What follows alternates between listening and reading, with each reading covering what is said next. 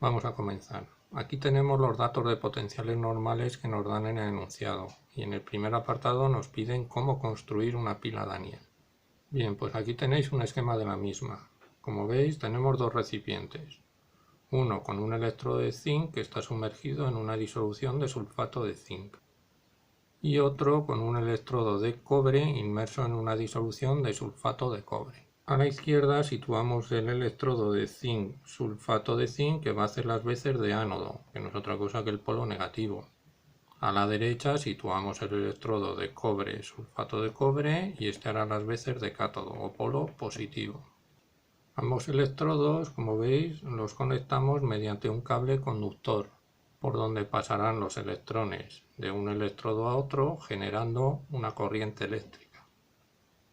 Los dos recipientes además se conectan mediante un puente salino que contiene una disolución de KCl, cuyos iones van a permitir mantener la electroneutralidad del medio, compensando las cargas positivas con las negativas.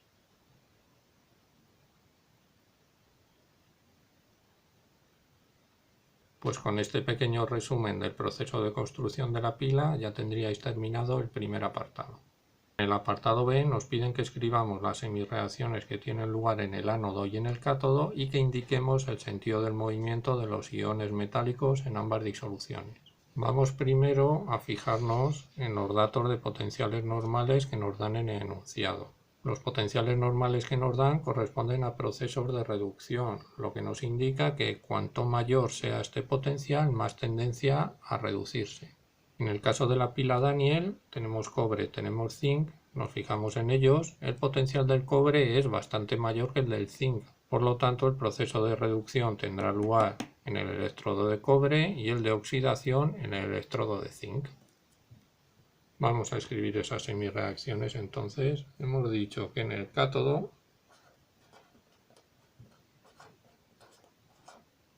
que es donde tenemos el electrodo de cobre, se produce la reducción.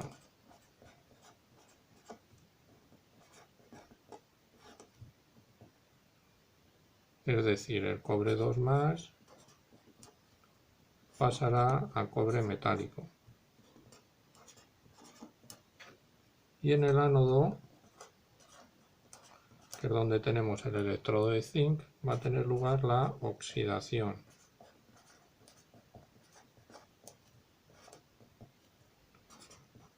Es decir, el zinc va a pasar a zinc 2+. ¿Cuál será el sentido del movimiento de los iones metálicos en las disoluciones? Pues si nos fijamos en el esquema de la pila, en el ánodo hemos dicho que tiene lugar la oxidación, es decir, el zinc pasa a zinc 2+ más 2 electrones. ¿Eso qué quiere decir? Que el electrodo metálico de zinc se va a ir poco a poco consumiendo y ese zinc va a ir pasando a zinc 2+. Luego empezaremos a notar un exceso de iones metálicos zinc 2+ en esta disolución. Ahí ya va a entrar a funcionar el puente salino, como aquí. En esta disolución del ánodo vamos a tener un exceso de cargas positivas, pues los iones negativos del KCl, en este caso los iones cloruro, viajarán hacia ese electrodo.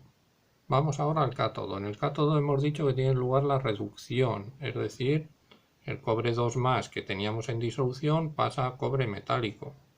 Entonces el sentido ahora va a ser el contrario que en el otro caso. Los iones cobre 2+ de la disolución van a pasar a recubrir el electrodo, con lo que este electrodo irá poco a poco aumentando de tamaño. Igual que al otro, lo que le sucedía es que iba consumiéndose, cada vez teníamos menos zinc en el electrodo.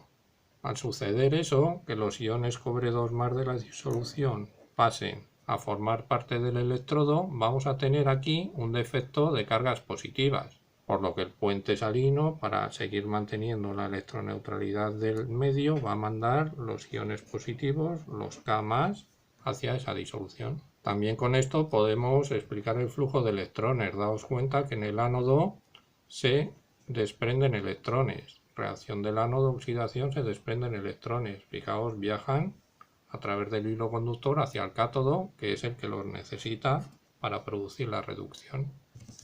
Pues así podemos poner que los iones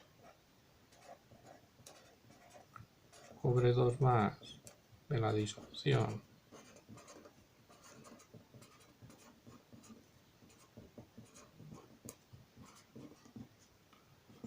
pasan a recubrir el electrodo de cobre.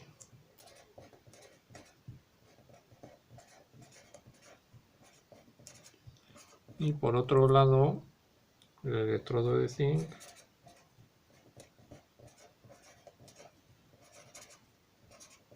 se va consumiendo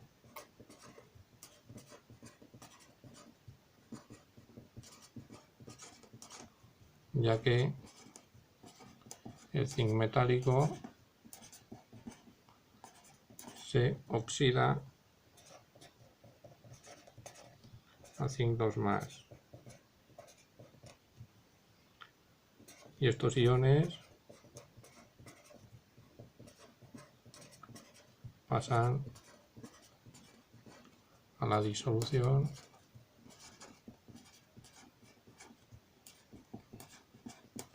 de sulfato de zinc. Y con esto ya tendríais terminado el segundo apartado. En el apartado C nos dicen: en un recipiente de plomo se produce reacción si se adiciona una disolución de cobre 2+. Bien, pues para que se produjese reacción, el plomo tendría que oxidarse a plomo 2+. Mientras que el cobre 2+ de la disolución se tendría que reducir a cobre metálico. ¿Cómo podría suceder eso? Pues nos tendríamos que fijar en los potenciales que nos dan en el enunciado. Vemos que el del plomo es 0,13, el del cobre 0,34, luego es mayor el del cobre. Así este, al enfrentarlos, tendrá más tendencia a reducirse. Pues según esto, el cobre vemos que se tendría que reducir para que se produjese la reacción y el plomo se tendría que oxidar, luego sí que se va a producir. La reacción completa será